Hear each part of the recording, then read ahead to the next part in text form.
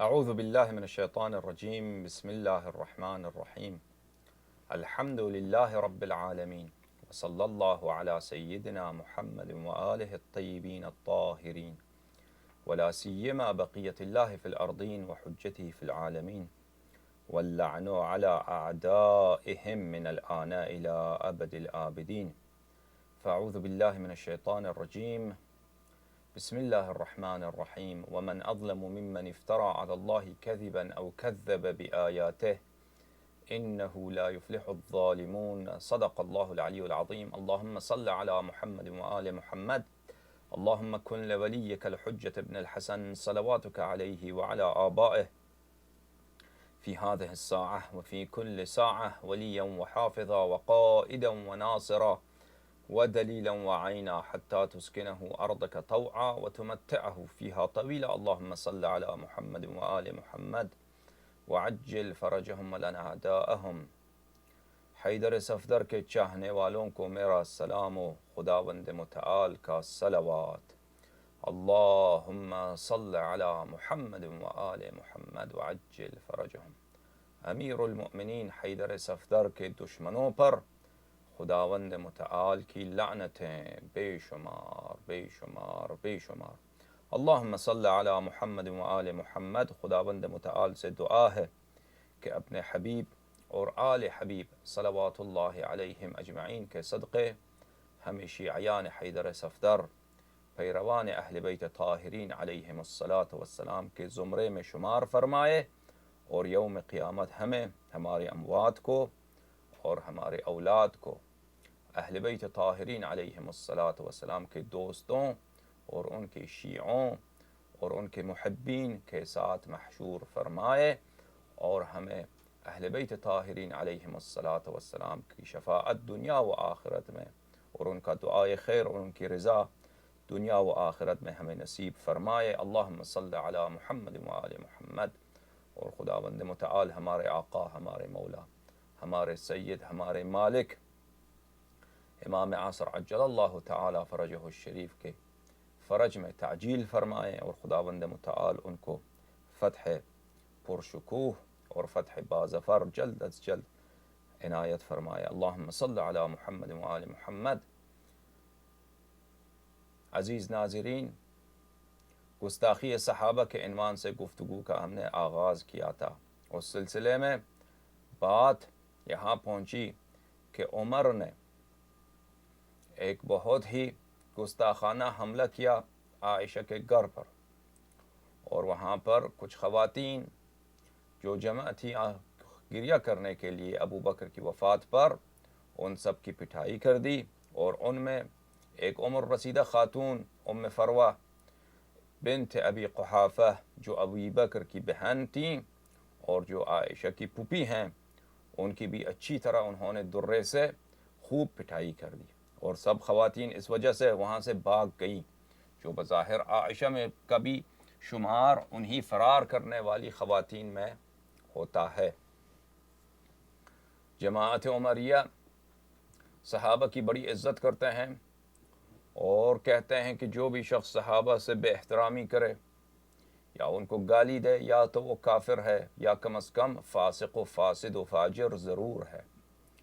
تو اس واقعے میں جو بے عزتی ابو بکر کی پوری خاندان کی عمر نے کی ہے، بالخصوص اس میں جو بے عزتی ام فروہ کی ہے، جو ایک صحابی ہیں جنہوں نے فتح مکہ کے وقت رسول خدا صلی اللہ علیہ وآلہ وسلم سے بیعت کی بھی کی ہے ان کے روایات کے مطابق، اور ابو بکر کی بہن بھی ہیں. اور اس کے علاوہ جو بے عزتی اس معاملے میں عائشہ کی گئی ہے وہ تو واضح و آشکار ہے. اس میں توہین بھی ہے، گستاخی بھی ہے، سبکی بھی ہے، اہانت بھی ہے، اور گالی سے بڑھ کر مار پیٹ، اور وہ بھی خواتین کیا، یہ بھی ہے.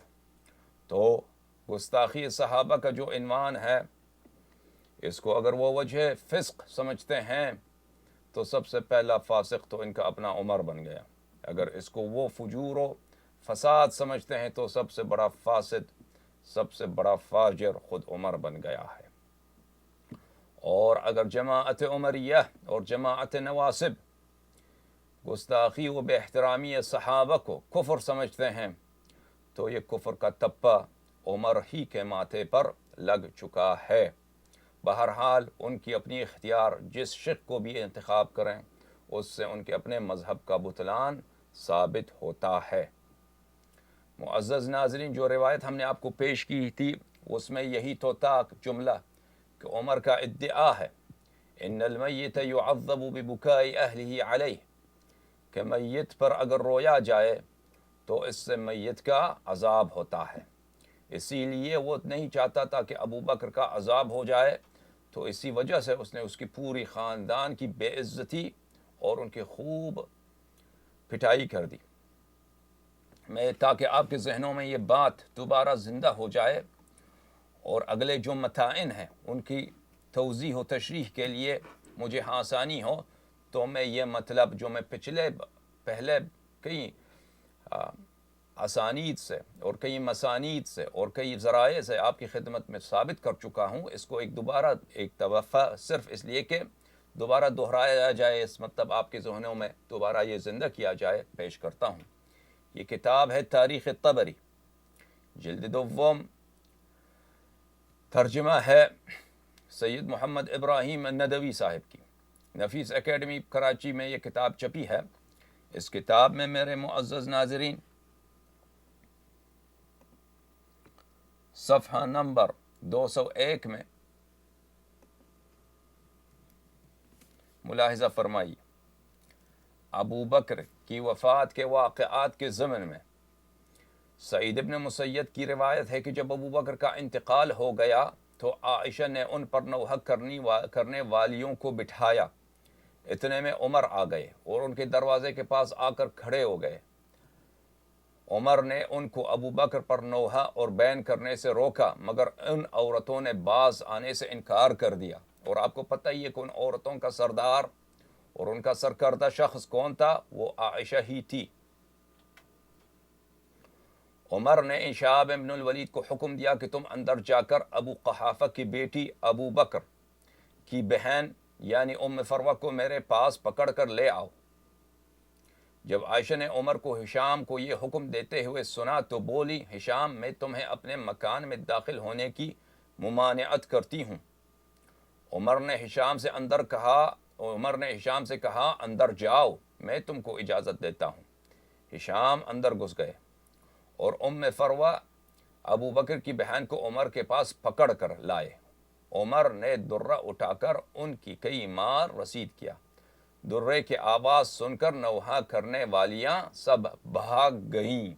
یہ کتاب ہے المصنف، جو عبد الرزاق صنعانی صاحب کی کتاب ہے، جزء ثالث، طبع المکتب الاسلامی، تحقیق ہے ابو حبیب الرحمن اعظم گڑھ کے جو بڑے محدث تھے ان کی۔ یہ صفحہ 556 میں اس کتاب میں پہلے بھی آپ کو دکھا چکے ہیں، روایت جو عمر کی ہے اس پہ ایک دفعہ پھر نظر ڈالیے۔ عبد الرزاق نے معمر نے زہری نے سعید ابن المسیب سے روایت کی کہ لما مات ابو بکر بکی علیہ، جب ابو بکر کا وفات ہو گیا تو اس پہ گریہ و بین و زاری کیا گیا۔ عمر نے کہا، فقال عمر ان النبی صلی اللہ علیہ وآلہ وسلم قال، عمر نے کہا کہ رسول پاک صلی اللہ علیہ وآلہ وسلم کا فرمان ہے، ان المیت یعذب ببکاء الحی، کہ میت جو ہے اس پہ گریہ کرنے سے اس کی عذاب ہو جاتی ہے۔ تو یہ روایت اس کا دستاویز ہے، عمر کا مستند ہے، عمر کا کہ اس نے خواتین کو کس لیے مارا ہے۔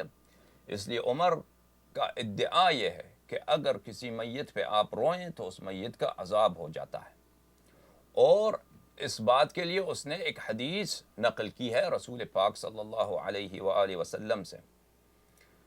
اس ایپیسوڈ میں، اس لیکچر میں اور اگلے لیکچر میں، شاید 2 لیکچر یا 3 لیکچر اس بات پہ لگ جائیں، ہم بیان کریں گے کہ عمر اس نقل میں جھوٹا ہے، اور یہ جان کر رسول پاک صلی اللہ علیہ وآلہ وسلم پر جھوٹ لگا رہا ہے، جھوٹ باندھ رہا ہے، اور رسول پاک صلی اللہ علیہ وآلہ وسلم کا یہ جان بوجھ کر مخالفت کر رہا ہے۔ اور اگر جماعت عمریہ یہ عذر لائیں کہ عمر بن الخطاب جھوٹ نہیں کہہ رہا تھا، وہ اس کو سمجھ صحیح نہیں آئی تھی، حدیث صحیح سنا نہیں تھا، لیکن وہ جان بوجھ کر غلط نہیں کہہ رہا تھا، جان بوجھ کر عمد سے، تعمد سے وہ جھوٹ نہیں باندھ رہا تھا رسول پاک صلی اللہ علیہ وآلہ وسلم پر، تو اس صورت میں ہم ثابت کریں گے کہ عمر بن الخطاب نہایت ہی جاہل تھا، اور اس کو ایک عام سی بات، اسلام کا ایک بہت ہی معمولی حکم کہ میت پر رونا میت کے عذاب کا سبب نہیں بنتا ہے، یہ اس کو نہیں معلوم تھا۔ اور جو شخص اتنا جاہل ہوتا ہے وہ امام بننے کا اور خلیفہ بننے کا اہل نہیں ہوتا ہے۔ اور پھر ہم دوبارہ ثابت کریں گے کہ یہ عذر غیر قابل قبول ہے۔ عمر کو پتہ تھا کہ میت پہ رونا جائز ہے، اس کے باوجود اس نے مخالفت کی اور رسول پاک صلی اللہ علیہ وآلہ وسلم پہ جھوٹی حدیث اس نے تراشی اور اس نے لگائی، اور جان بوجھ کر جو رسول پاک صلی اللہ علیہ وآلہ وسلم کا مخالفت کرتا ہے، عمدن مخالفت کرتا ہے، اور جو رسول پاک صلی اللہ علیہ وآلہ وسلم پہ جھوٹی حدیث باندھتا ہے، دونوں جو الزام ہیں، دونوں جو طعون ہیں، ان میں سے ہر ایک میں سے خلود فی النار، جہنم کے عذاب میں ہمیشگی کے لیے رہنا لازم آتا ہے۔ اور رسول پاک صلی اللہ علیہ وآلہ وسلم کا جو جان بوجھ کر عمدن مخالفت کرتا ہے وہ مسلمان ہوتا ہی نہیں، وہ کافر ہوتا ہے۔ انشاءاللہ ان طعون کو آپ کے سامنے ایک لیکچر یا 2 لیکچر یا 3 لیکچر، ایک لیکچر میں تو نہیں ہو سکے گا، 2 لیکچرز میں یا 3 لیکچرز میں آپ کی خدمت میں پیش کریں گے انشاءاللہ تبارک و تعالی۔ پہلی بات تو یہ ہے میرے معزز ناظرین کہ رسول پاک صلی اللہ علیہ وآلہ وسلم نے خود میت پہ رویا ہے، اور یہ ان کے اپنی کتب میں موجود ہے۔ اور اگر میت پہ رونے سے میت کا عذاب ہو جاتا ہے تو یہ ظلم نستجیر باللہ، کیسے رسول پاک صلی اللہ علیہ وآلہ وسلم اپنی والدہ پہ وہ کر سکتے ہیں۔ یہ کتاب ہے مسلم کی، مسلم ابن حجاج قشیری نیشابوری، جن کو یہ لوگ کہتے ہیں صحیح مسلم شریف، اور ہم اس بات پہ اس اسم پر ان سے اختلاف رکھتے ہیں کہ یہ نہ صحیح ہے، نہ مسلم ہے، نہ شریف ہے۔ بہرحال ترجمہ ہے یہ وحید الزمان، ملنے کا پتہ نعمانی کتب خانہ، یہ جلد اول ہے۔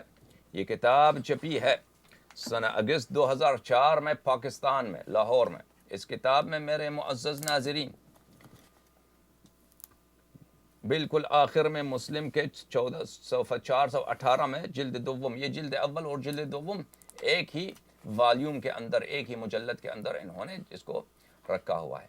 باب استئذان النبی صلی اللہ علیہ وآلہ ربہ عز وجل فی زیارت قبر امہ۔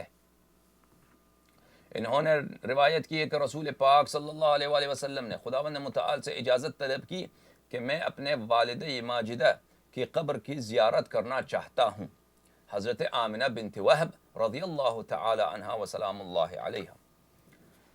حدیث رقم 2259۔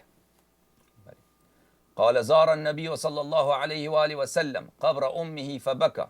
ابو ہریرہ سے روایت ہے کہ رسول پاک صلی اللہ علیہ وآلہ وسلم نے اپنے والدہ گرامی کا قبر کی زیارت کی۔ ابو ہریرہ سے روایت ہے کہ نبی اکرم صلی اللہ علیہ وآلہ وسلم نے اپنی والدہ، ادھر رضی اللہ بھی نہیں لکھا انہوں نے، رضی اللہ بھی نہیں لکھا۔ میں ایک مطلب آپ کو بتاؤں کہ یہ ہاتھی کے دانت کھانے کے اور ہیں، دکھانے کے اور ہیں۔ ایک ایسی باتیں ہیں جو عمری علماء عوام کو بتاتے ہیں، ایک ایسی باتیں ہیں جو یہ عوام سے چھپاتے ہیں، اپنی عوام سے۔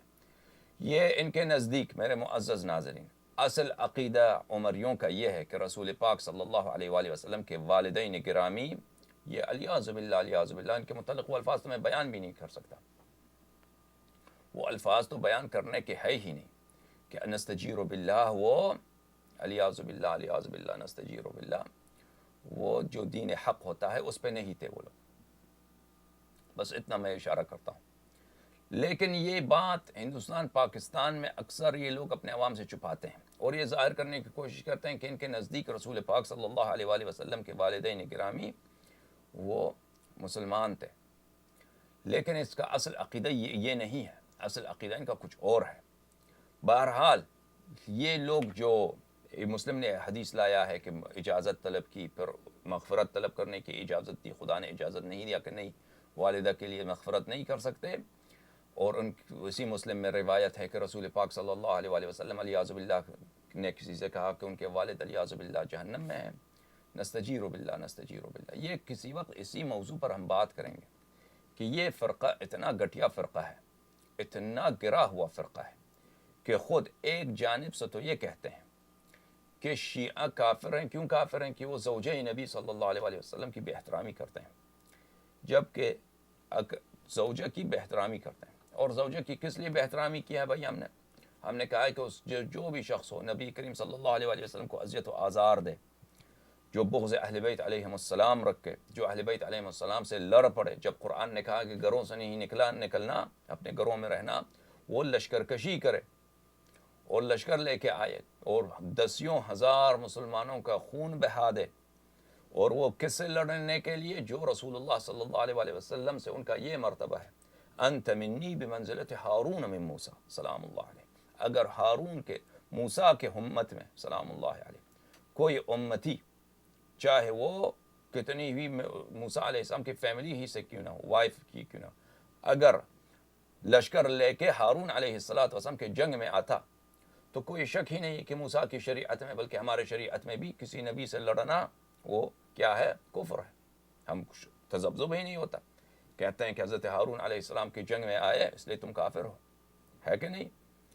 تو رسول پاک صلی اللہ علیہ وآلہ وسلم نے جن شخص کے متعلق کہا انت منی بمنزلت ہارون من موسیٰ، انا سلم لمن سالمکم وحرب لمن حاربکم، من ابغضک فقد ابغضنی، جس نے آپ سے بغض رکھا اس نے مجھ سے بغض رکھا ہے، من اطاعک فقد اطاعنی ومن اطاعنی فقد اطاع اللہ، جس نے امیر المؤمنین علیہ السلام کی طاعت کی اس نے رسول پاک صلی اللہ علیہ وآلہ وسلم کی طاعت کی، اور اس نے خداوند متعال کی طاعت کی ہے۔ خلاصہ کلام یہ ہے کہ اگر موسیٰ کی شریعت میں کوئی شخص ہارون موسیٰ سے، موسیٰ علیہ السلام کے جو بھائی ہارون ہیں ان سے لڑے تو وہ کافر ہے، تو ہماری شریعت میں بھی یہی نا کہ انت منی بمنزلت ہارون، موسیٰ علیہ السلام کے پاس جو ہارون کی منزلت ہے وہی منزلت شاہ مردان امیر المؤمنین علیہ السلام کو اس امت میں، اس شریعت میں، اس دین میں، اس قرآن میں، اس سنت میں حاصل ہے۔ اگر کوئی بنی اسرائیل میں سے چاہے جو بھی ہو وہ ہارون علیہ السلام کے خلاف کی طرف آنکھ اٹھا کر دیکھے وہ کافر ہو جاتا ہے۔ تو جو شخص ہمارے پیغمبر اکرم صلی اللہ علیہ وآلہ وسلم کے ہارون کی طرف تیر و سنا لے کر آئے اور 30,000 کا لشکر لے کے آئے تاکہ ان سے لڑائی لڑایا جائے، تو وہ کیسے مسلمان ہو سکتا ہے؟ کیسے مسلمان ہو سکتا ہے؟ بہرحال ہم نے عائشہ کے خلاف اگر کچھ کہا ہے تو قرآنی آیات ہیں انہی کے متعلق۔ ضرب اللہ مثلا للذین کفروا امرأة نوح وامرأة لوط كانتا تحت عبدین من عبادنا صالحین فخانتاہما، یہ آیت سورہ تحریم میں ہے کہ خدا نے فرمایا کہ ضرب اللہ مثلا، خدا فرماتا ہے کہ میں نے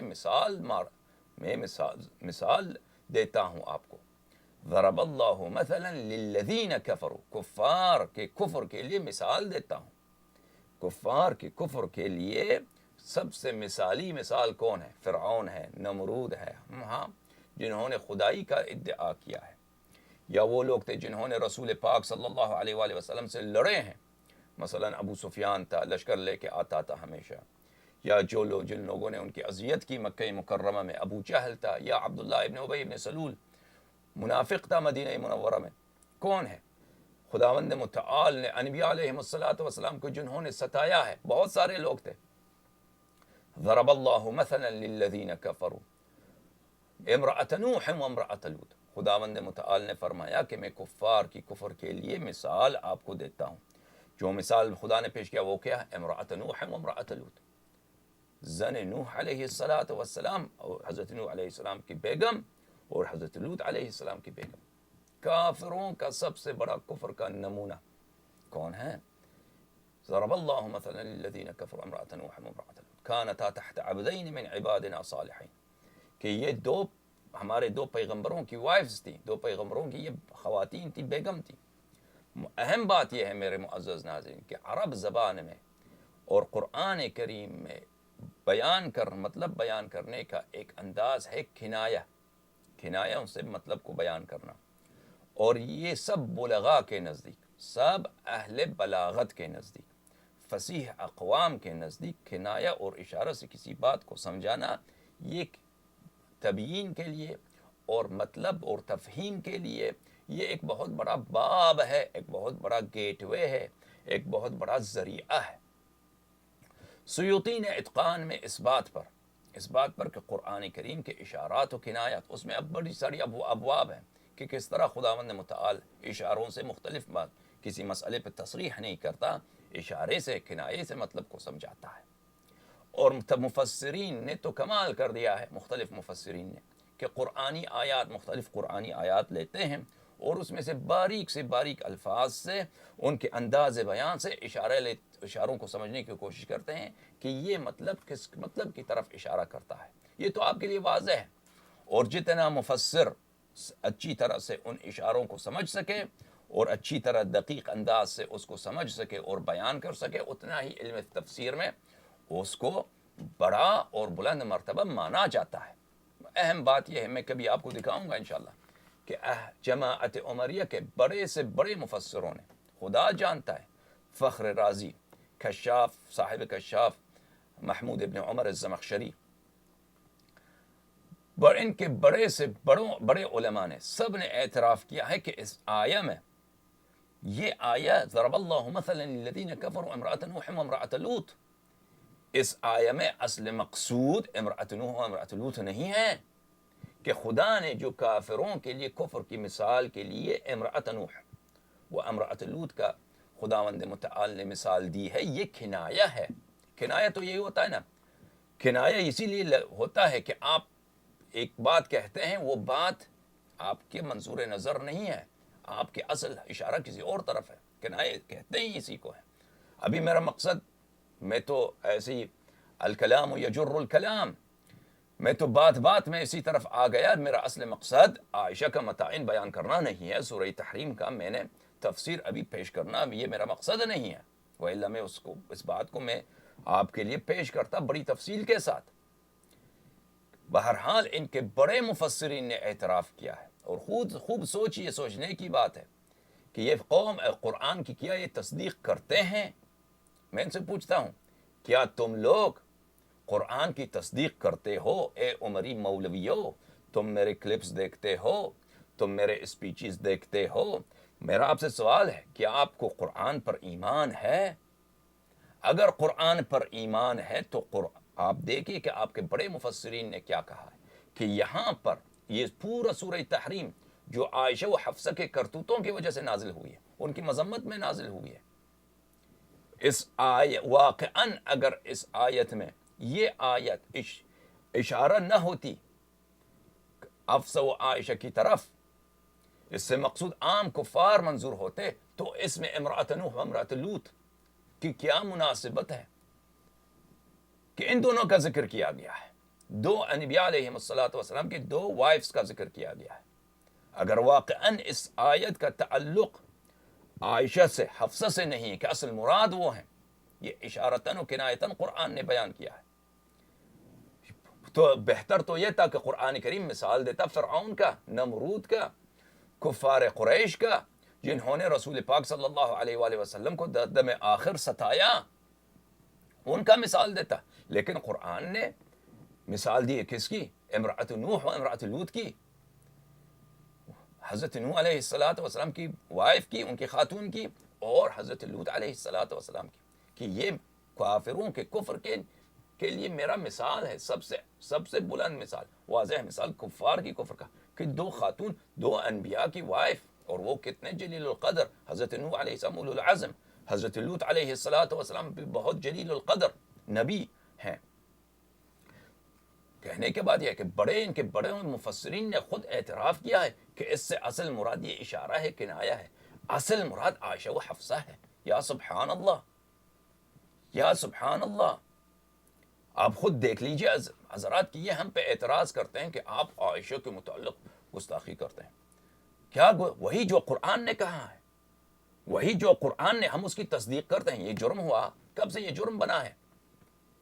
کہ جو معنی قرآن نے ارادہ کیا ہے، آپ کے مفسرین نے اس کو تصدیق کیا ہے، ہم نے اسی معنی کو، قرآنی معنی کو، قرآنی آیت کی ہم نے تصدیق کی ہے، اس کو اپنا دین بنایا ہے، اس کو اپنا ایمان قرار دیا ہے۔ یہ تو تمہاری بدبختی ہے کہ تمہارے عقائد قرآن سے نہیں ملتے، یہ تو تمہاری جھوٹی مذہب کے جھوٹے ہونے کی دلیل ہے کہ تمہارے عقائد قرآن پاک سے ٹکراؤ میں ہے، تضاد میں ہے۔ یہ اس میں ہمارا کیا قصور ہے؟ بہرحال معزز ناظرین، یہ لوگ، بات کہاں سے کہاں پہنچی کہ یہ لوگ جماعت عمریہ اعتراض کرتے ہیں شیعوں پر کہ شیعوں کا اسلام درست نہیں ہے، یا یہ منحرف ہیں یا کافر ہیں، جو بھی ہیں، کیونکہ یہ عائشہ کو برا عائشہ کو ہم کیا برا کہتے ہیں؟ عائشہ کے متعلق وہی کہتے ہیں جو قرآن کہتا ہے، لیکن یہ خود بھول جاتے ہیں کہ یہ خود نبی کریم صلی اللہ علیہ وآلہ وسلم کے والدین کے متعلق کیا کہتے ہیں۔ نبی کریم صلی اللہ علیہ وآلہ وسلم کے والد ماجد اور ان کے والد گرامی کے لیے کیا کہتے ہیں؟ میں آپ کو دکھاتا ہوں کہ یہ کیا کہتے ہیں، اگرچہ میرا اصل مقصد یہ نہیں تھا۔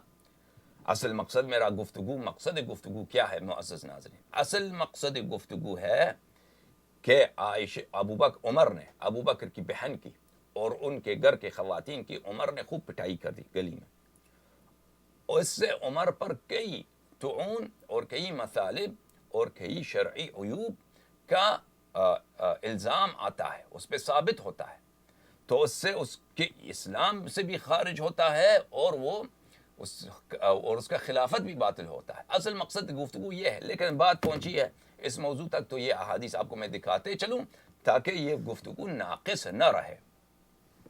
یہ مسلم ہے، جلد اول، وحید الزمان صاحب کا ترجمہ ہے، ڈیٹیلز میں آپ کو دکھا چکا ہوں اس کتاب کا۔ اس میں کتاب الایمان، ایمان کے بیان میں ایک باب انہوں نے باب ہے، اس باب کا عنوان دیکھیے، باب بیان ان من مات علی الکفر فهو فی النار ولا تناله شفاعہ ولا تنفعه قرابۃ المقربین۔ ترجمہ، جو شخص کفر پہ مرے وہ جہنم میں جائے گا اور اس کی شفاعت نہ ہوگی اور بزرگوں کی بزرگی اس کے کچھ کام نہ آوے گی۔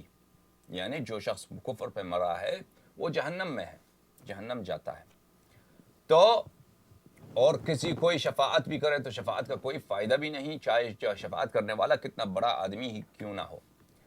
حدیث نمبر 500، ان رجلا، انس نے کہا، ان رجلا قال یا رسول اللہ صلی اللہ علیہ وآلہ این ابی قال فی النار فلما قفا دعاه فقال، کسی شخص نے ان سے پوچھا رسول پاک صلی اللہ علیہ وآلہ وسلم سے کہ میرا باپ کہاں ہے، تو رسول پاک صلی اللہ علیہ وآلہ وسلم نے کہا کہ تیرا باپ جہنم میں ہے۔ جب وہ چل پڑا تو پیچھے سے پکارا کہ ان ابی و اباک فی النار نستجیر باللہ نستجیر باللہ، کہ میرا باپ اور آپ کا باپ دونوں، علیاذ باللہ، نستجیر باللہ، حضرت عبداللہ علیہ السلام بلے وہ بھی جہنم میں ہے اور تیرا باپ بھی اور میرا باپ نستجیر باللہ۔ ترجمہ دیکھیے ان لوگوں کا۔ انس نے روایت کی ہے کہ ایک شخص نے پوچھا یا رسول اللہ صلی اللہ علیہ وآلہ میرا باپ کہاں ہے؟ آپ نے فرمایا دوزخ میں۔ جب وہ پیٹھ موڑ کر چلا تو آپ نے اس کو بلوایا اور فرمایا کہ میرا باپ اور تیرا باپ دونوں جہنم میں ہیں۔ اور یہ کتاب کون سی کتاب ہے معزز ناظرین؟ مسلم ہے۔ مسلم ان کے نزدیک بالاجماع صحیح ہے، اور کتاب مسلم فرقہ عمریہ کے نزدیک قرآن کا اخت کہلاتا ہے، قرآن کی بہن کہلاتا ہے۔ اور یہ اس نے مسلم کا دیکھیں، اس نے اپنے باپ کا، اپنے اس سیکشن کا، فصل کا عنوان کیا انتخاب کیا ہے؟ جو شخص کفر میں مرتا ہے وہ جہنم میں جاتا ہے اور اس کو شفاعت کرنے والا کوئی اس کا فائدہ نہیں ہے۔ اور اس میں جو حدیث لے کے آیا ہے وہ کیا ہے کہ رسول پاک صلی اللہ علیہ وآلہ وسلم کے والد گرامی نستجیر باللہ، وہ علیاذ باللہ کا نستجیر باللہ کافر اور وہ جہنمی ہے، نستجیر باللہ نستجیر باللہ۔ تو یہ عقیدہ یہ لوگ اپنے عوام سے چھپاتے ہیں، بالخصوص ہند پاک میں، بر صغیر میں یہ لوگ اس عقیدہ کو چھپاتے ہیں اپنے عوام سے، کہتے ہیں نہیں ہم سنیوں کا عقیدہ یہ ہے کہ ہم ان کے والدین کو، ان کے پورے آبا کو مومن سمجھتے ہیں۔ لیکن یہ تو کتاب مسلم ہے، یہ آپ کے نزدیک بالاجماع صحیح ہے۔ دیکھیے اس کے مولوی جو جنہوں نے اس کتاب کا ترجمہ کیا ہے علامہ وحید الزماں صاحب نے، اس نے اس میں شرح کیا لکھا ہے. یہ تو آپ نے دیکھا حدیث نمبر 500 کا شرح. بھلے حدیث نمبر 500 ابھی آپ کی خدمت میں پیش کیا نا، اسی کا شرح ہے. اس لیے کہ وہ کفر پہ مرے تھے، اور جو کفر پہ مرے وہ جہنم میں جائے گا. اس کو کسی کا ناتا رشتہ کام نہیں آئے گا. یعنی رشتہ کس رشتے کی بات ہو رہی ہے؟ رسول پاک صلی اللہ علیہ وسلم کے والد کی. جماعت عمریہ والد بڑا ہوتا ہے یا وائف بڑا ہوتا ہے؟ آپ ہمیں کہتے ہیں، ہم پہ الزام لگاتے ہیں کہ شیعہ کافر ہیں، منحرف العقیدہ ہیں، اس لیے کہ عائشہ کو برا بلا کہتے ہیں. عائشہ کے متعلق ہم وہی عقیدہ رکھتے ہیں جو قرآن میں آیا ہے. ضرب اللہ مثلا للذین کفروا امرأة نوح وامرأة لوط. یہ پوری صورت قرآن کے عائشہ کے لیے آئی ہے، اور وہی رکھتے ہیں جو قرآن میں آیا ہے ان تتوبا الی اللہ فقد صغت قلوبکما، کہ ان کے قلب ٹیڑھا ہے. ہمارا یہی عقیدہ ہے، ہم اسی کی تصدیق کرتے ہیں کہ قرآن میں جو آیا ہے وہی عائشہ کے متعلق ہمارا عقیدہ ہے. جو خود عمر نے اعتراف کیا ہے کہ یہ لوگ اذیت کرتے تھے رسول پاک صلی اللہ علیہ وسلم کو، عائشہ کی اور حفصہ کی، انہوں نے خود اعتراف کیا ہے عمر نے. وہی ہمارا عقیدہ ہے. جو یہ جرم ہوا ہے مسلمان کے لیے کہ قرآن نے جو کہا ہے اس پہ عقیدہ رکھ کے وہ جرم ہے. اور تم خود رسول پاک صلی اللہ علیہ وسلم کے والد ماجد کے خلاف اپنی کتابوں میں یہ بکواس بکتے ہو، یہ کفریات لکھتے ہو، اور تم ہو گئے اہل سنت. کس سنت؟ یہ معاویہ کی سنت ہے نا، یہ یزید کی سنت ہے، یہ ابو بکر عمر کی سنت ہے، نہ ہمارے رسول پاک صلی اللہ علیہ وسلم کی سنت. کہ تم نے نبی صلی اللہ علیہ وسلم کی اس طرح، اس سے زیادہ توہین کیا ہوگا؟ کون کو تم نے کافر زادہ کہہ دیا؟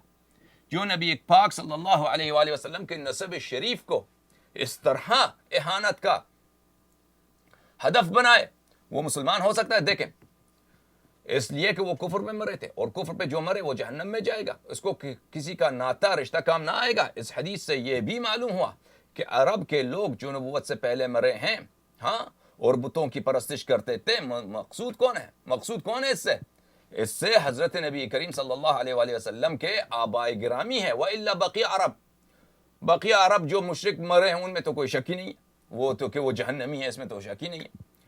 وہ بلی اس سے یہ معلوم ہوا کہ عرب کے لوگ جو نبوت سے پہلے مرے ہیں اور بتوں کی پرستش کرتے تھے وہ جہنمی ہیں.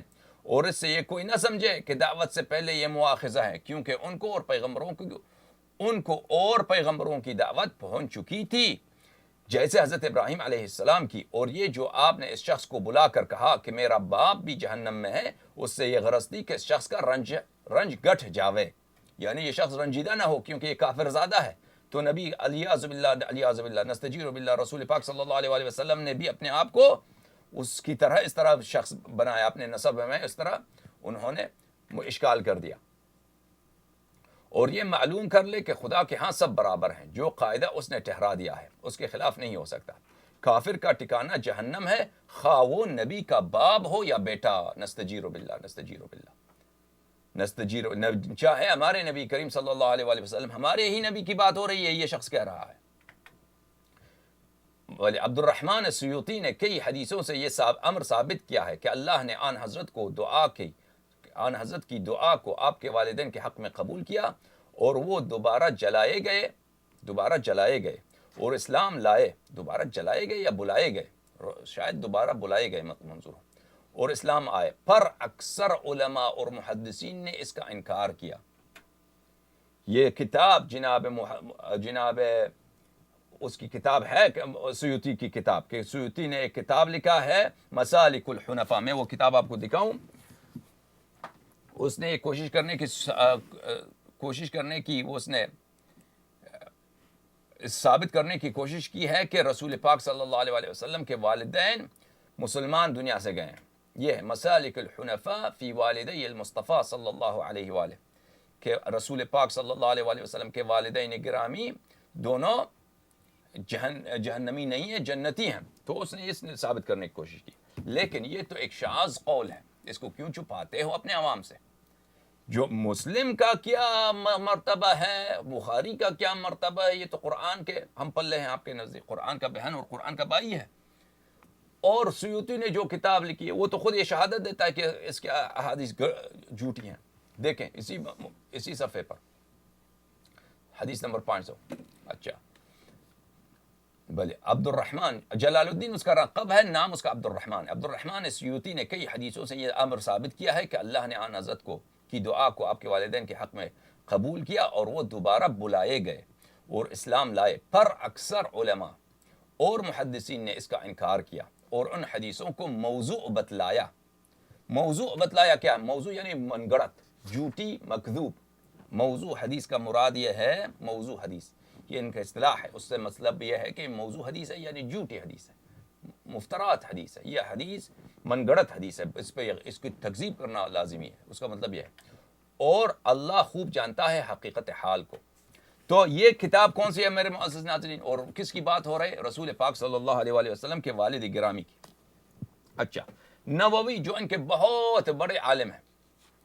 آپ نے خوب دیکھا میرے معزز ناظرین کہ مسلم کا اپنا عقیدہ اس مسئلے میں کیا ہے. دیکھیں, مسلم نے اپنا جو باب کا عنوان قرار دیا ہے, ترجمہ جو باب کا ہے, عنوان جو ہے وہ دیکھیں. مسلم, آپ دیکھیں اس مسلم ان کا سب سے بڑا عالم ہے بخاری کے بعد.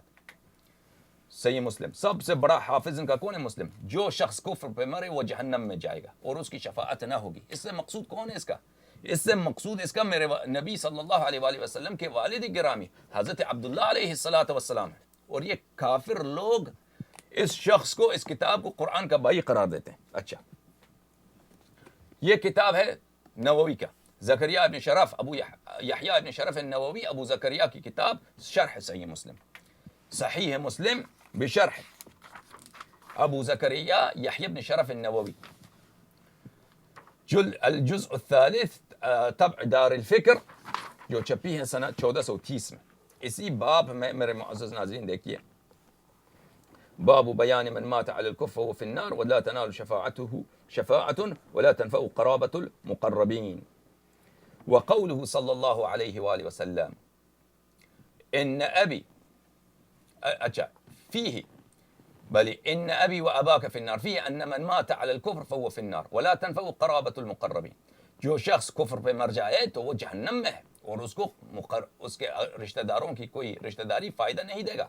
وفيه أن من مات في الفطرة كان على ما كانت عليه من عبادة الأوثان فهو من أهل النار. اور جو نبی کریم صلی اللہ علیہ وآلہ وسلم کی نبوت سے پہلے بت پرستی کی حالت میں مرا ہے تو وہ جہنمی ہے, جہنمی ہے. وہی بات جو انہوں نے اردو میں کہا تھا اسی بات کو انہوں نے, بلے اسی بات کو عربی میں یہاں پہ بیان کیا گیا ہے. معزز ناظرین یہ آپ نے دیکھا. اچھا, سنن ابی داود میں بھی یہ حدیث موجود ہے میرے معزز ناظرین. سنن ابی داود میں آپ دیکھیں, میں پہلے آپ کو عربی بھی دکھاتا ہوں, اردو بھی دکھاتا ہوں, اور اس کا عنوان دیکھیں کہ اس کمینے شخص نے سلیمان ابن کیا نام ہے اس کا, سلیمان سجستانی, جو ابو داود اس کا کنیہ ہے, اس نے اس کتاب, اس باب کا عنوان کیا رکھا ہے, جس باب میں اس حدیث کو لایا ہے, وہ کتاب سنن ابی داود, سلیمان ابن الاشعث السجستانی کی کتاب, دار الفکر میں یہ کتاب چھپی ہے سنہ 1426 میں, کتاب السنہ. اچھا, باب فی ذرار المشرکین, ذراری کہتے ہیں بچوں کو, ذریہ کہتے ہیں نسل کو.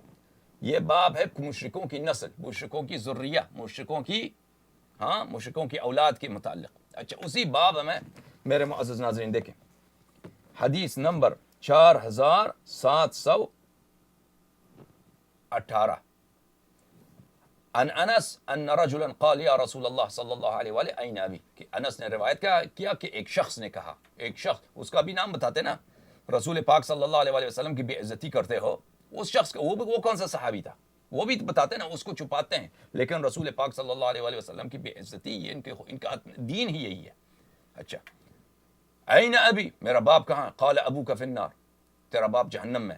فلما قفا, جب وہ چل پڑا, قال ان ابی و اباک فی النار, تیرا باپ اور میرا باپ, نستجیر باللہ, اور میرا باپ, نستجیر باللہ, رسول پاک صلی اللہ علیہ وآلہ وسلم کے والد گرامی. اچھا, یہ آپ نے دیکھا.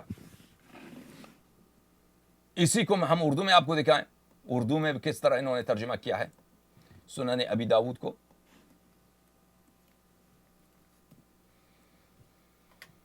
سنن ابی داود شریف بدماش, سلیمان ابن اشعث سجستانی کی کتاب, ترجمہ ہے مولوی عبد الحکیم خان اختر شاہ جہان پوری کی.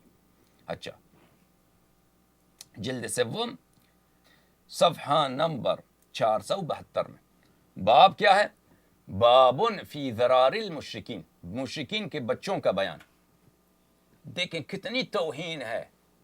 باب کا عنوان یہ رکھتے ہیں کہ مشرکین کے بچوں کے عنوان، پھر اس میں لاتے ہیں کیا کہ رسول پاک صلی اللہ علیہ وسلم کے والد جہنم میں ہیں. تو کس کو کہا تم نے حرام زادو، کس کو کہا کہ تم نے وہ مشرک کا بچہ ہے؟ تم کس ہستی کی بات کر رہے ہو حرام زادو؟ اور تم کہتے ہو کہ تم نبی کریم صلی اللہ علیہ وسلم کی سنت کے پیروکار ہو. تم اپنے اذان میں کہتے ہو اشہد ان محمد رسول اللہ صلی اللہ علیہ وسلم. وہی نبی ہے، وہی پیغمبر جس کے آپ اذان میں شہادت دیتے ہیں رسالت کی صلی اللہ علیہ وسلم، اسی نبی کی بات ہو رہی، اسی نبی کے والد گرامی کا بات ہو رہا ہے. اور اس کتابوں کو، یہ تمہارا دین ہے. ہاں، اور تم ہم پہ تنقید کرتے ہو کہ عائشہ کے متعلق کیا کہا ہم نے عائشہ کے متعلق وہی کہا جو قرآن نے کہا ہے. میں بھی دکھاؤں گا کہ عائشہ کے متعلق قرآن نے کیا کہا ہے. کمینو، تمہارا یہ دین ہے، تم اہل سنت، تم مسلمان ہو.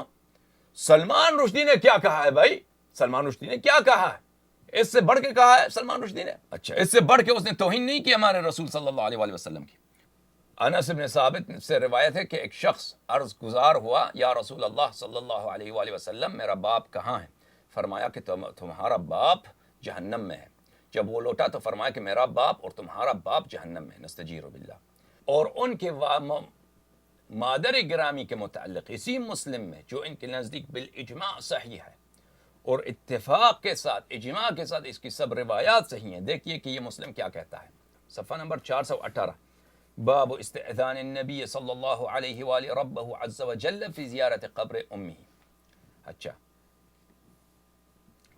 روایت کیا ہے ابو ہریرہ نے رسول پاک صلی اللہ علیہ وسلم سے کہ میں نے اپنی ماں کی بخشش مانگنے کے لیے اللہ سے اذن مانگا کہ اللہ مجھے اجازت دے کہ میں استغفار کروں اپنی والدہ کے لیے صلی اللہ علیہ وسلم. پس نہ اذن دیا مجھ کو، کیونکہ مشرکین کے لیے استغفار کرنا یہ حرام ہے. یہی ہے نا کہ خدا اگر مؤمنہ تھی، اگر آپ لوگوں کے نزدیک مؤمنہ ہے تو اذن مانگنے کی کیا ضرورت ہے؟ اپنے والدین کے لیے اب مؤمن ہے، اس کی اجازت کی کیا ضرورت ہے؟ وہ تو استغفار مستحب ہے، طلب رحمت، ایک مسلمان مؤمن کے لیے رحمت مانگنا وہ تو جائز ہے. اذن مانگنے کی ضرورت کیا ہے؟ اس لیے کہ اور خدا نے اذن بھی نہیں دیا، وہ کیونکہ آپ کے نزدیک نستجیر باللہ. آپ والدین رسول صلی اللہ علیہ وسلم کے متعلق کیا عقیدہ رکھتے ہو؟ بر صغیر پاک و ہند میں یہ عوام کو کچھ بتاتے ہیں، کچھ کہتے ہیں نہیں ہمارا عقیدہ یہ کہ وہ جنتی تھے سب اور مومن تھے سب، پورے آباء نبی کریم صلی اللہ علیہ وسلم. لیکن ان کا اصل عقیدہ کتب میں کیا ہے جو عوام سے چھپاتے ہیں وہ اور بات ہے، اور چیز ہے. جن چیز کا یہ حوالہ دیتے ہیں کتاب ملا جلال سیوطی کی، عبد الرحمن سیوطی کی، بلے مسالک الحنفاء فی والدی المصطفیٰ صلی اللہ علیہ وسلم، اس کی روایات تو آپ نے دیکھی کہ مولانا وحید الزمان نے خود کہا کہ محدثین کے نزدیک اس کے روایات سب کیا ہیں؟ موضوع جھوٹی احادیث ہے. اہل سنت ہو، جھوٹی احادیث پہ اعتقاد رکھنا یہ تمہارا سنت ہے؟ صحیح احادیث پہ اعتقاد رکھتے ہو یا جھوٹی احادیث پہ اعتقاد رکھتے ہو؟ اچھا، استأذنت ربي ان استغفر لأمي فلم يأذن لي واستأذنته ان ازور قبرها فأذن لي. میں نے اپنی ماں کی بخشش مانگنے کے لیے اللہ سے اذن مانگا، پس نہ اذن دیا مجھ کو، اور میں نے اس کے قبر کی زیارت کے لیے اذن مانگا، پس مجھ کو اذن دے دیا. قبر جانے کی زیارت یعنی کہ اذن مانگا تو خدا نے اجازت دے دی. اچھا، دوسرا حدیث ابو ہریرہ سے کہ رسول پاک صلی اللہ علیہ وسلم اپنے والدہ کے قبر پہ گئے، فبکا وابکا من حولہ، خود بھی گریہ کیا اور دوسرے بھی رو گئے، دوسروں کو بھی رلایا. دیکھیں ترجمہ، نبی کریم صلی اللہ علیہ وسلم نے اپنے والدہ کی قبر کی زیارت کی تو آپ روئے اور آپ کے ارد گرد والے بھی روئے. تو آپ نے یہ کہا، اسی لیے تو میں اس حدیث کو پڑھنا چاہ رہا تھا نا کہ موضوع گفتگو کیا تھا کہ میت پہ رونا جائز ہے، کہ رسول پاک صلی اللہ علیہ وسلم نے اپنے والدہ کی قبر پہ روئے ہیں. اور بہت رسول پاک صلی اللہ علیہ وسلم ہجرت کے وقت 53 سال ان کی عمر شریف تھی. یہ ہجرت کے کافی عرصے بعد کا واقعہ شاید ہوا ہوگا. ہجرت کے ابتدائی ایام میں بھی ہوں تو عمر مبارک، عمر شریف 53 سال ہوئی ہوگی. اچھا، تو آپ نے کہا میں نے اپنے رب سے ان کے لیے دعائے مغفرت کی اجازت چاہی. استأذنت ربی ان استغفر لها فلم یؤذن لی، تو مجھے استغفار کرنے کی اجازت نہیں ملی. پھر میں نے قبر کی زیارت کی اجازت چاہی تو مجھے اجازت مل گئی. تو تم قبروں کی زیارت کرو کیونکہ وہ تمہیں موت کی یاد کراتی ہیں۔ اچھا، یہ بھی اس سے ثابت ہوتا ہے کہ ان کے نزدیک نبی کریم صلی اللہ علیہ وآلہ وسلم کی والدہ گرامی بھی اسلام اور ایمان کے دائرے سے النستجیر باللہ کیا ہیں؟ ہاں، نستجیر باللہ کہنے کو تو بات کہنا یا سب مومنوں کے لیے تکلیف دہ ہے۔ اچھا، اس کی دلیل کیا ہے میرے معزز ناظرین؟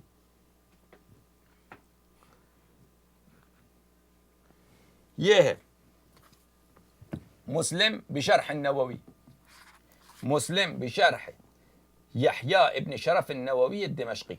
اچھا، جزء سابع طبع دار الفکر، یہ کتاب چھپی ہے سنہ 1430 دار الفکر بیروت میں۔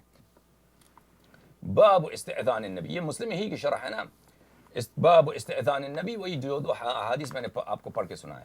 باب استئذان النبی صلی اللہ علیہ وآلہ ربہ عز وجل فی زیارت قبرہ، استأذنت ربی ان استغفر لأمی، میں نے اپنے رب سے عز وجل سے، رسول پاک صلی اللہ علیہ وآلہ وسلم فرماتے ہیں کہ اجازت مانگی کہ اپنے والدہ ماجدہ کے لیے استغفار کر لوں، فلم یأذن لی، پر انہوں نے مجھے اجازت نہیں دی۔ فیہ جواز زیارت المشرکین فی الحیات وقبورہم بعد الوفاة، اس کتے کو دیکھیں کہ اس نے کیا کہا ہے کہ اس حدیث میں اس بات کی اجازت ہے کہ رسول پاک صلی اللہ علیہ وآلہ وسلم اپنی والدہ کے قبر پہ گئے ہیں نا۔ اس حدیث سے کیا پتہ چلتا ہے؟ جواز زیارت المشرکین فی الحیات وقبورہم بعد الوفاة، کہ مشرکین کے قبور کی زیارت کرنے کی اجازت ہے، مشرکین کی زیارت کرنے کی اجازت ہے حیات میں، اور ان کے بعد الوفات ان کے قبور کی زیارت کرنے کی اجازت ہے، مشرکین کے قبور کی زیارت کرنے کی اجازت ہے۔ یہ نووی نے کہا ہے، تو وہ نستجیر باللہ نستجیر باللہ کس کی بات ہو رہی ہے؟ رسول اللہ صلی اللہ علیہ وآلہ وسلم کے والدہ ماجدہ کی بات ہو رہی ہے۔ اگر وہ ان کے نزدیک نستجیر باللہ نستجیر باللہ اگر واقعا مؤمنہ تھی تو اس بات کہنے کی کیا صورت حال ہے؟ اگر نبی کریم صلی اللہ علیہ وآلہ وسلم اپنے ماں کے قبر پہ گئے ہیں تو آپ کہتے ہیں اس سے پتہ چلتا ہے کہ مشرکین کے قبر پہ جانا جائز ہے، تو آپ کے نزدیک یہ وجہ ہی کیوں اس بات کو کہہ رہے ہیں؟ اسی لیے کہہ رہے ہیں کہ نبی کریم صلی اللہ علیہ وآلہ وسلم آپ کے نزدیک ان کا والد گرامی بھی اور ان کا والدہ گرامی، دونوں والدین ماجدین دونوں نستجیر باللہ اسلام اور ایمان کے دائرے سے خارج ہے۔ اور تم ہمیں کہتے ہو کہ ہم نے عائشہ کو برا کہا ہے، اور تم ہمیں اب میں دکھاؤں گا کہ عائشہ کے متعلق آیات قرآن کیا ہے، تمہارے اپنے علماء کیا کہتے ہیں۔ یہ البحر الزخار بمسند البزار، تالیف ابی بکر عتکی بزار صاحب کی کتاب ہے، یہ جزء 10 ہے، تبع مکتبۃ العلوم والحکم المدینہ المنورہ، سنہ 1424 میں یہ کتاب چھپی ہے۔ اس کتاب میں صفحہ نمبر 326، حدیث رقم 4453، ٹھیک ہے نا؟ حدثنا سلمہ بن شبیب حدثنا عبداللہ بن الوزیر الطائفی حدثنا محمد بن جابر عن سماک بن حرب عن القاسم بن عبد الرحمن عن ابن بریدہ عن ابیہ قال كنا مع رسول اللہ صلی اللہ علیہ وآلہ، کہا کہ ہم رسول پاک صلی اللہ علیہ وآلہ وسلم کے ساتھ تھے، حتی اذا كنا بودان او بالقبور سأل الشفاعة لأمه احسبه، کہ ہم رسول پاک صلی اللہ علیہ وآلہ وسلم کے ساتھ تھے کہ ہم ودان یا قبور کے پاس تھے کہ رسول پاک صلی اللہ علیہ وآلہ وسلم نے اپنی والدہ کی شفاعت کرنے کی اجازت مانگی خدا سے۔ فضرب جبرائیل ہاں صلی اللہ علیہ وآلہ وسلم، فضرب جبرائیل صدرہ، جبرائیل نے ان کے سینے پہ مارا رسول پاک صلی اللہ علیہ وآلہ وسلم۔ ایسی بے عزتی کہ رسول پاک صلی اللہ علیہ وآلہ وسلم کا دل کرتا ہے کہ وہ نستجیر باللہ، ایک آپ کے نزدیک جو غیر مومن ہے، غیر مسلمان ہے، آپ جن کو بت پرست کہتے ہو، ان کی مغفرت کرا دیں، ان کی آپ شفاعت کرا دیں، اور جبرائیل رسول پاک صلی اللہ علیہ وآلہ وسلم کو مارتا ہے، سینے پہ مارتا ہے۔ وقال لا تستغفر لمن مات مشرکا فرجع وهو حزین، کہا کہ استغفار نہ کر جو شخص مشرک مر چکا ہے۔ فرجع، پھر رسول پاک صلی اللہ علیہ وآلہ وسلم واپس آئے اور بڑے وہ حزن میں تھے۔ اچھا، اور پھر انہوں نے یہ روایت کیا ہے کہ رسول پاک صلی اللہ علیہ وآلہ وسلم اپنے ماں کے قبر کے پاس گئے اور فرمایا ھذا قبر امی استأذنت ربی فی زیارتہ، یہ میرے والدہ کا قبر ہے، میں نے خدا سے اجازت مانگی کہ قبر کی زیارت کروں، فأذن لی، مجھے اجازت دی، واستأذنت ربی للاستغفار فلم یأذن لی، اور میں نے اجازت مانگی کہ استغفار بھی کروں تو خدا نے اجازت نہیں دی. اچھا، فلم نر یوما اکثر باکیا من ذلك اليوم، اس دن سب لوگ روتے تھے، کیونکہ رسول پاک صلی اللہ علیہ وآلہ وسلم قبر پہ روئے ہیں، تو اس دن سے زیادہ گریہ ہم نے کبھی نہیں دیکھا کہ رسول پاک صلی اللہ علیہ وآلہ وسلم کی گریہ کی وجہ سے دوسرے لوگ بھی رو پڑے تھے. اچھا، یہ مسند احمد ہے معزز ناظرین، مسند احمد حنبل.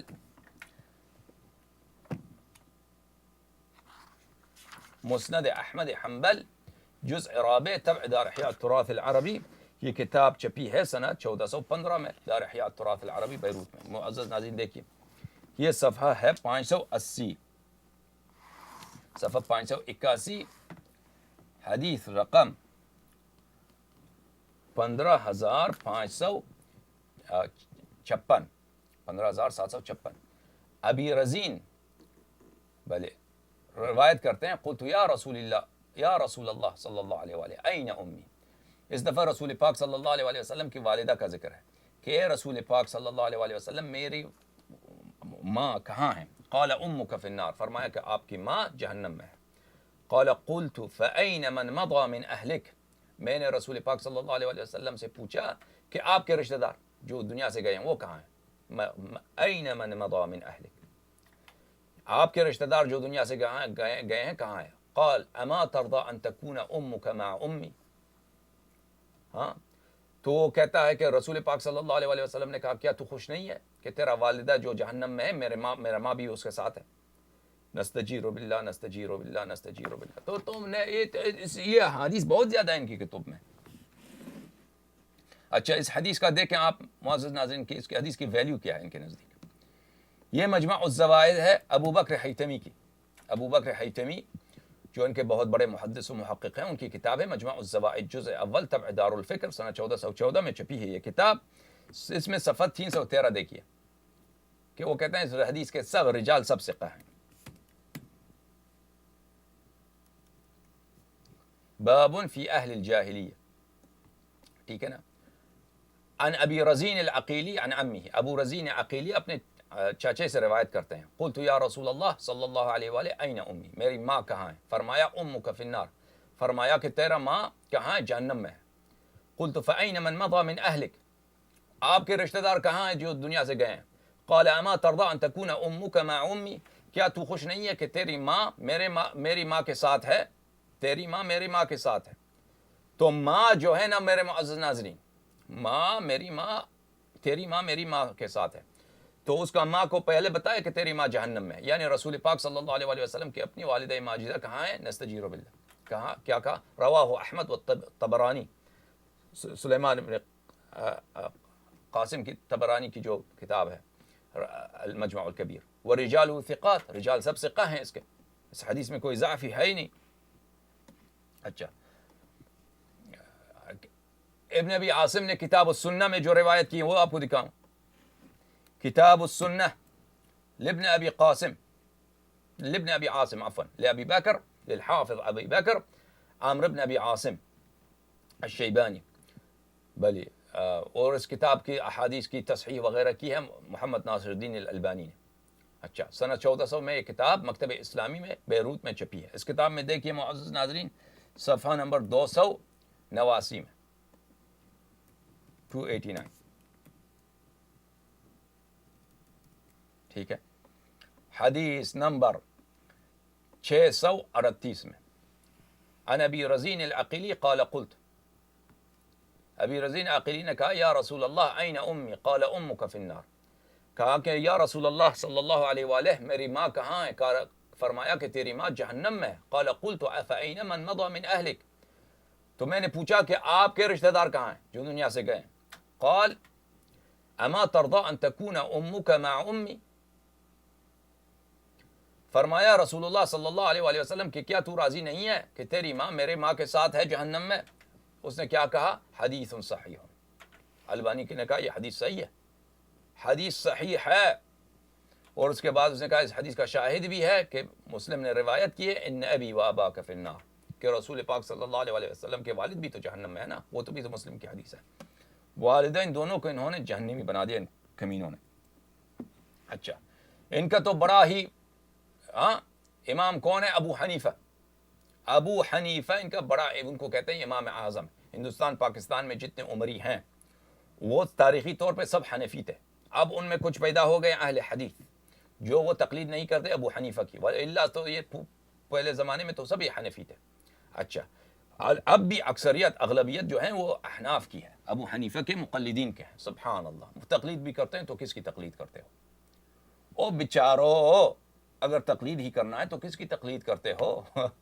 جس کا مذہب کا اساس ہی ہے نا، یہ مصنف ابن ابی شیبہ، یا سبحان اللہ، یہ ابن ابی شیبہ یہ بخاری کا بھی استاد ہے، مسلم کا بھی استاد ہے۔ اس کتاب مصنف کا ایک بہت بڑا سیکشن، ایک بڑا سیکشن اسی عنوان کے ساتھ ہے کہ ابو حنیفہ نے جن احادیث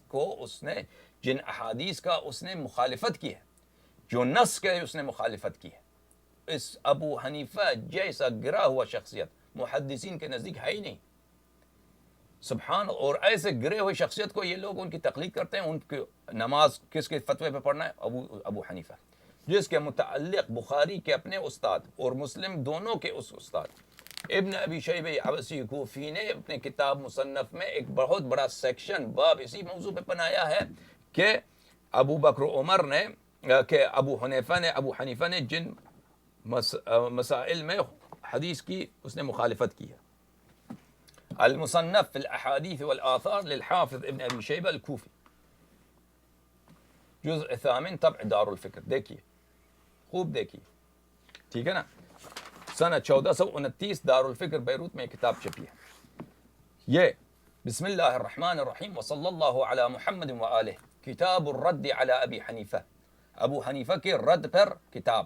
هذا ما خالف به ابو حنیفہ الاثر الذي جاء عن رسول اللہ صلی اللہ علیہ وآلہ، یہ وہ مسائل ہیں کہ جس میں ابو حنیفہ نے رسول پاک صلی اللہ علیہ وآلہ وسلم کے احادیث کی اس نے مخالفت کی ہے۔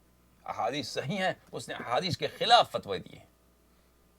اچھا، مسئلۃ الرجم الیہودی والیہودیہ، اتنے بڑے بہت سارے، پورا اس نے کتاب لکھا ہے، یہ پورے اس کے صفحات ہیں۔ کتاب الرد علی ابی حنیفہ، قضاء النظر عن المتوفی، الی ما شاء اللہ، رد ابی حنیفہ، یہ سب رد ابی حنیفہ ہے، رد ابی حنیفہ، رد ابی حنیفہ، رد ابی حنیفہ، یہ سب رد ابی حنیفہ ہے۔ بھائی اگر کوئی دیکھ لے تو اس میں سینکڑوں حدیث ہیں، کتاب الرد علی ابی، اس کا آخر صفحہ کیا ہے؟ صفحہ 433۔ اول صفحہ کون سا ہے بھائی؟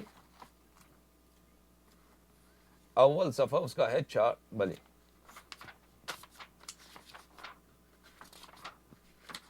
اول صفحہ ہے 363 سے 433 تک، یعنی 70 صفحوں کے لگ بھگ، 70 صفحوں کے لگ بھگ اس نے احادیث لائے ہیں۔ ہر صفحے میں 4 حدیث، 5 حدیث، 6 حدیث ہیں۔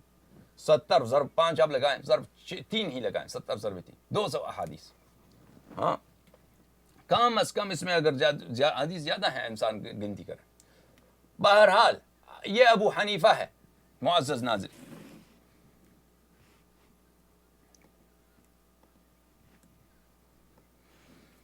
یہ کتاب ہے ملا علی قاری کی جو خود حنفی ہیں، عقیدۃ الموحدین والرد علی الضلال والمبتدعین۔ یہ کتاب ایک کتابوں کا مجموعہ ہے جو کئی ایک مصنفین نے لکھا ہوا ہے، کتاب چھوٹے چھوٹے ہیں، تو اس کتابوں کو وہابیوں نے، سلفی حضرات جو ہیں، انہوں نے ملا کر ایک کتاب لکھا ہے رد عقیدۃ الموحدین کے نام سے۔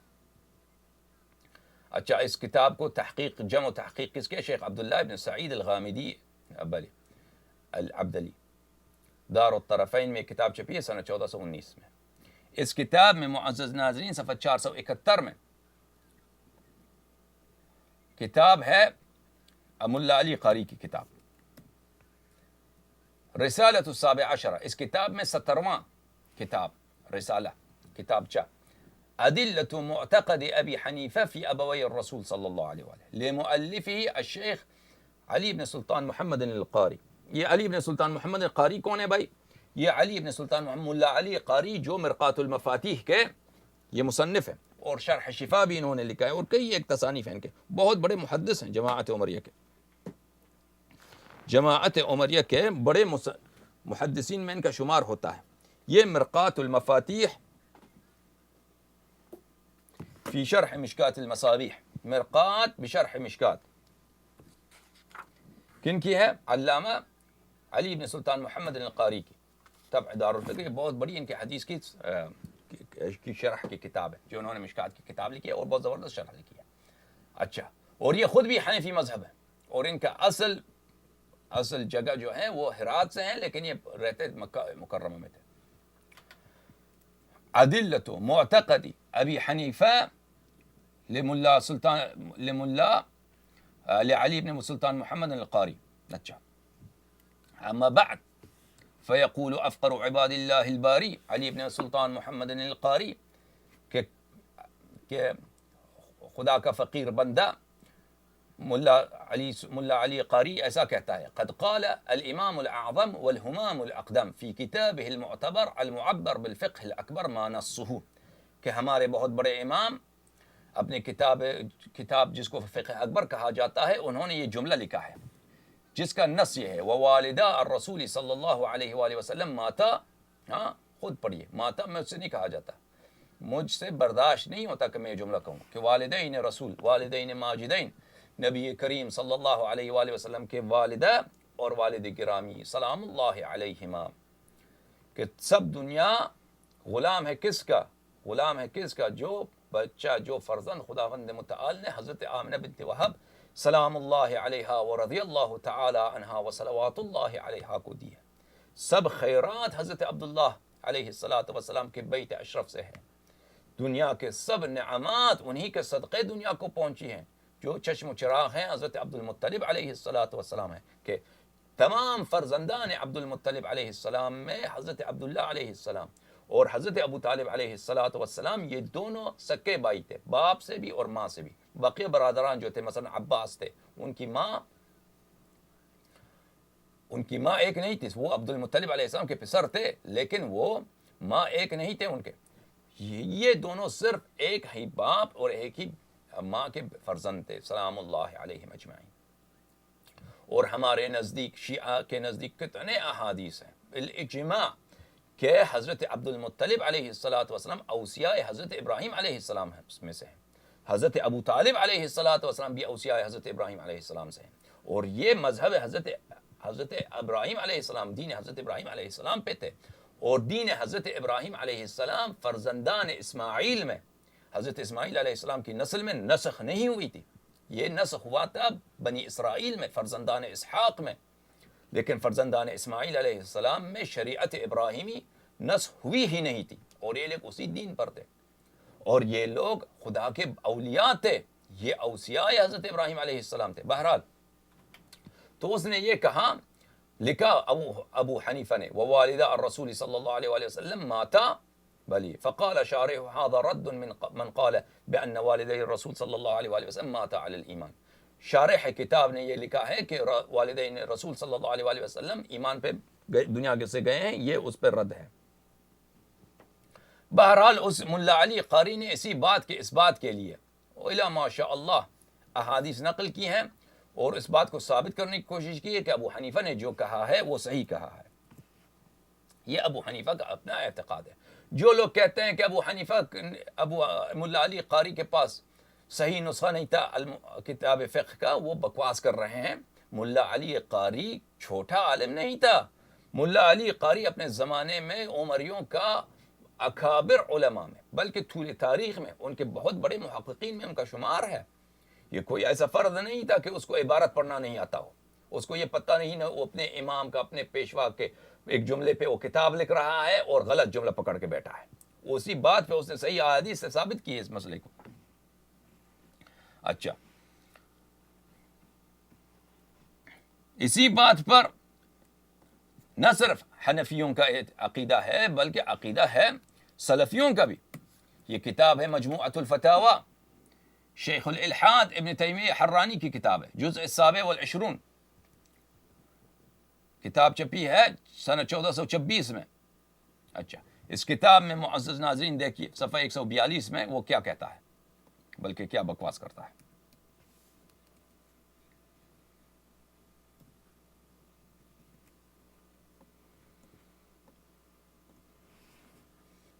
خدا یہ کہتا ہے یہ خدا کی شان ہے. فَيَخْلُقُ مِنَ الشَّخْصِ الْكَافِرِ مُؤْمِنًا نَبِيًّا وَغَيْرَ نَبِيٍّ.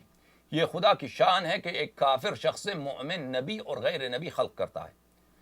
کما خلق الخلیل من آزر، جیسے کہ خداوند متعال نے ابراہیم علیہ السلام کو آزر سے خلق کیا، جبکہ آزر ہمارے نزدیک ان کو چچا تھے حضرت ابراہیم علیہ السلام کے. وابراہیم خیر البریہ وهو افضل الانبیاء بعد محمد علیہ السلام وآزر من اہل النار.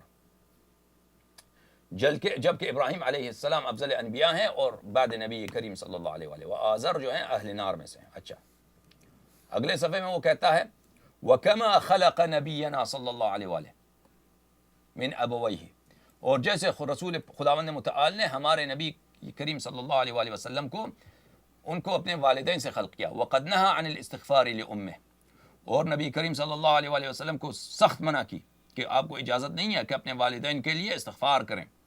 وفي الصحيح، اور حدیث صحیح میں ہے کہ ان رجلا قال له اين ابي قال ان اباك في النار فلما ادبر دعاه فقال ان ابي واباك في النار.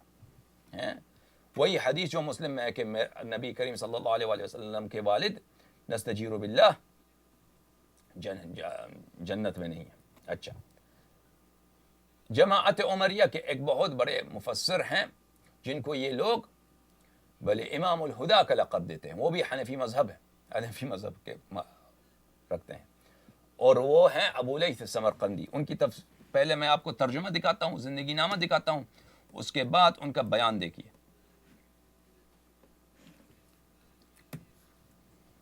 الجواہر المضیہ فی الطبقات الحنفیہ، الجزء الثالث طبع دار حجر.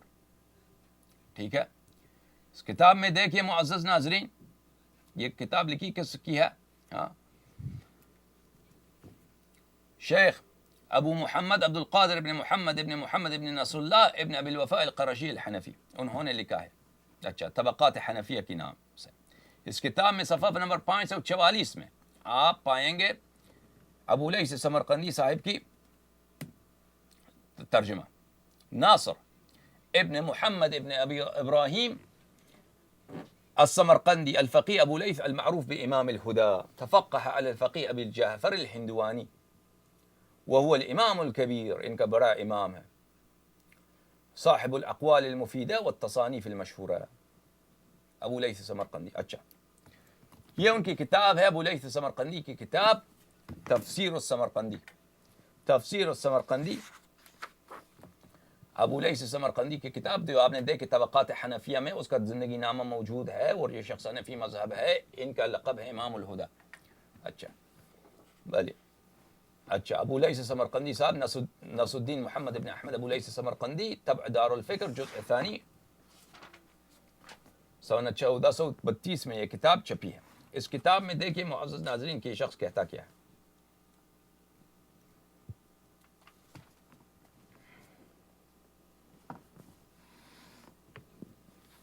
یا ایھا الذین آمنوا انما المشرکون نجس فلا يقربوا المسجد الحرام بعد عامهم هذا وإن خفتم عیلة فسوف یغنیکم اللہ من فضله ان شاء ان اللہ علیم حکیم.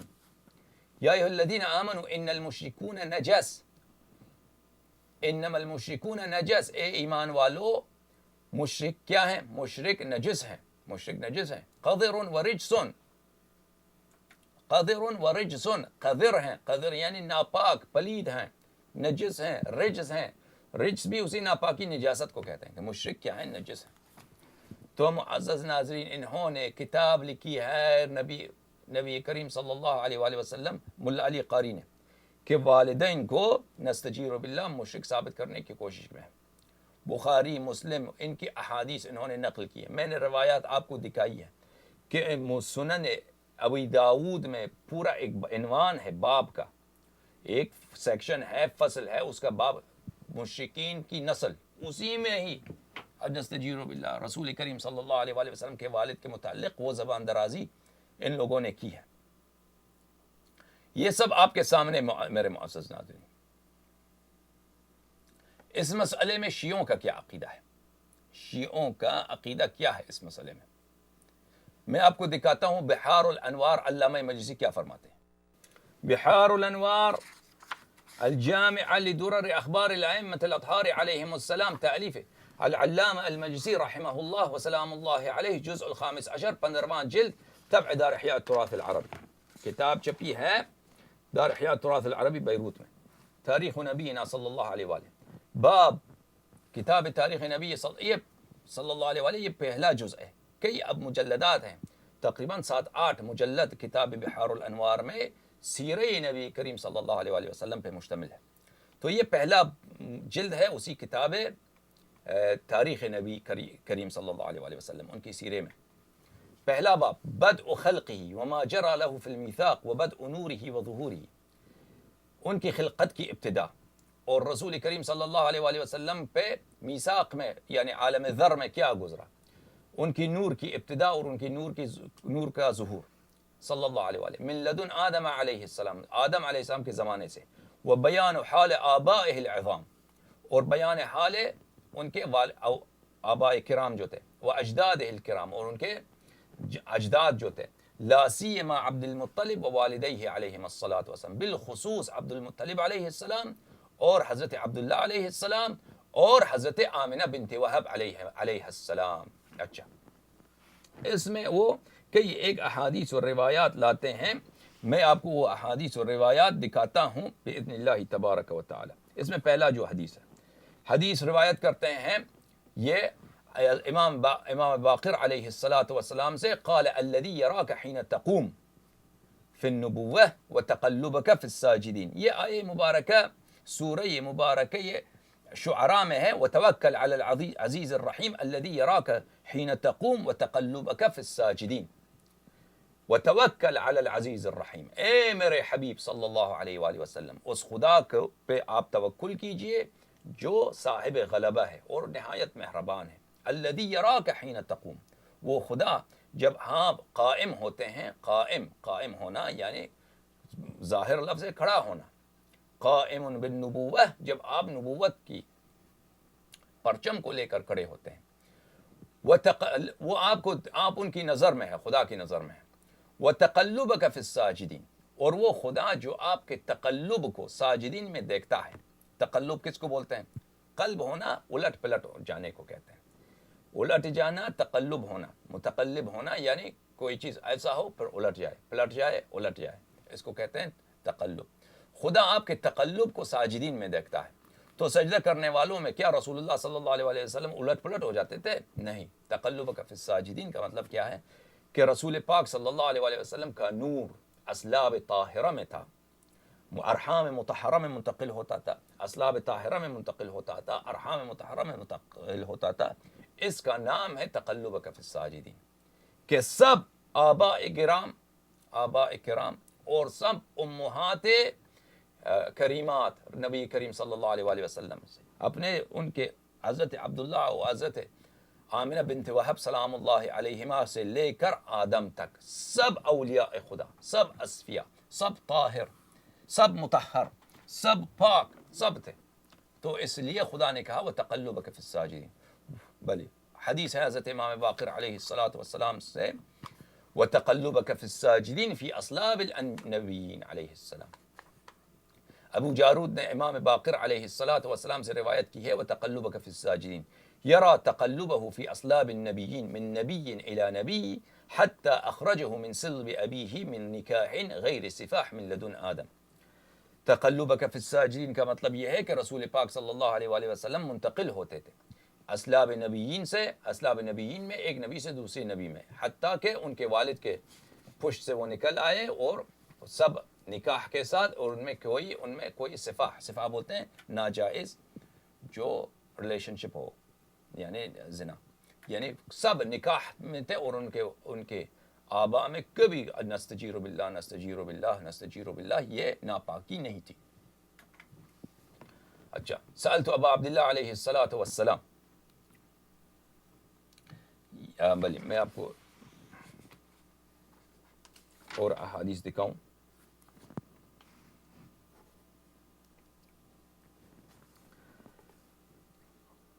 قبیصہ ابن یزید جعفی روایت کرتے ہیں کہ میں امام صادق علیہ الصلاۃ والسلام کے پاس گیا، ان کے پاس زبیان القاسم سیرفی بیٹھے تھے، میں بیٹھ گیا اور میں نے سلام دی، میں نے پوچھا یا ابن رسول اللہ صلی اللہ علیہ وآلہ، اے میرے آقا، اے فرزند رسول صلی اللہ علیہ وآلہ، أين كنتم قبل أن يخلق الله سماء مبنية وأرضا مدحية أو ظلمة أو نورا. پوچھا میں نے کہ آپ کہاں تھے اس سے پہلے کہ خداوند متعال خلق کرتا بلند آسمان کو اور پھیلے ہوئے زمین کو اور تاریکی کو اور نور کو. قال كنا اشباح نور حول العرش. حضرت امام صادق علیہ الصلاۃ والسلام نے فرمایا کہ ہم اشباح نور تھے. شبح کہتے ہیں اس کو ہیکل کو فگر، انگلش میں آپ کہتے ہیں فگر.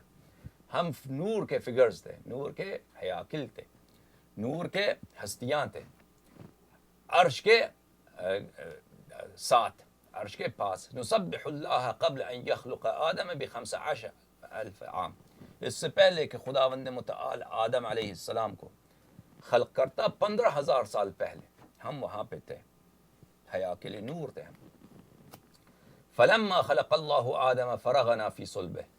جب خدا نے آدم علیہ السلام کو خلق کیا تو ہمیں اہل بیت طاہرین علیہ السلام، رسول پاک صلی اللہ علیہ وآلہ، امیر المؤمنین علیہ الصلاۃ والسلام، انوار مقدسہ کو صلب حضرت آدم علیہ السلام میں رکھا. فلم یزل ينقلنا من صلب طاہر الى رحم مطہر حتی بعث اللہ محمدا صلی اللہ علیہ وآلہ. بس ہمیشہ خداوند متعال ہمیں ایک طاہر صلب سے رحم مطہر میں، پاک رحم پاک میں، ایمان والوں کی اسلاب، ایمان والوں کے ارحام میں منتقل کرتا رہا تاکہ حضرت عبداللہ اور حضرت ابو طالب علیہ الصلاۃ والسلام ان میں بٹ گئی نور امامت اور نور نبوت. اچھا،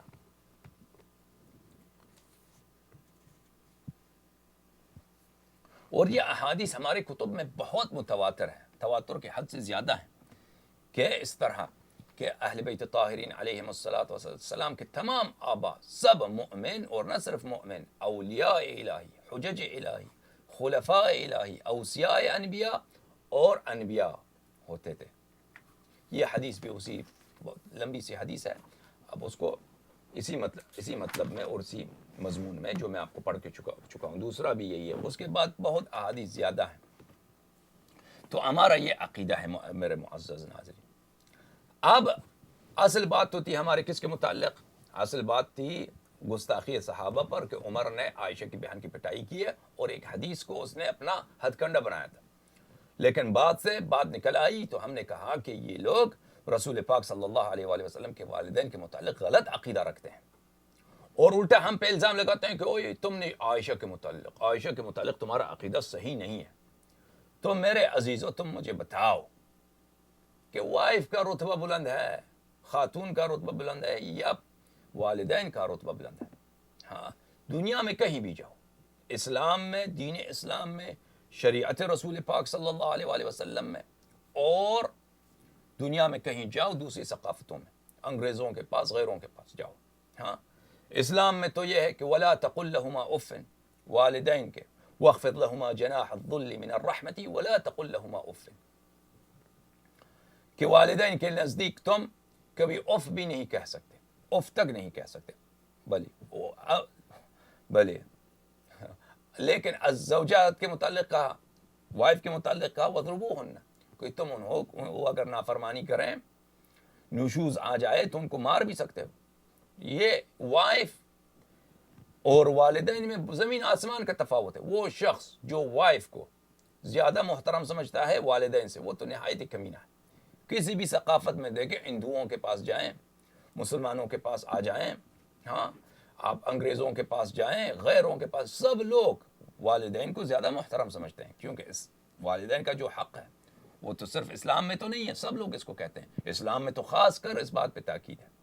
اچھا، تم لوگ خود والدین رسول کریم صلی اللہ علیہ وآلہ وسلم کو اپنی بڑی کتب میں، ہاں، نستجیر باللہ تکفیر کرتے ہو. ہاں، کیسے ابواب اپنے کتابوں میں تم نے لکھ ڈالا ہے، اور شیعہ پہ اعتراض کرتے ہو کہ یہ زوجہ نبی کریم صلی اللہ علیہ وآلہ وسلم کو یہ برا کہتے ہیں. اچھا، زوجہ نبی کریم صلی اللہ علیہ وآلہ وسلم کو ہم نے کیا کہا ہے؟ ہاں، اس کو کوئی ہم نے ناموس کی گالی دی ہے؟ ناموس کی عائشہ کو ہم نے کبھی، آپ نے کسی شیعہ سے سنا ہے نستجیر باللہ کہ ہم ایسے گالی دیں کہ عائشہ کو، جس میں ناموسی گالی؟ ابداً اس طرح کی ہم غلطی نہیں کرتے، یہ ضرورت ہی نہیں ہے، کام ہی غلط ہے، درست نہیں ہے، غلط بات ہے.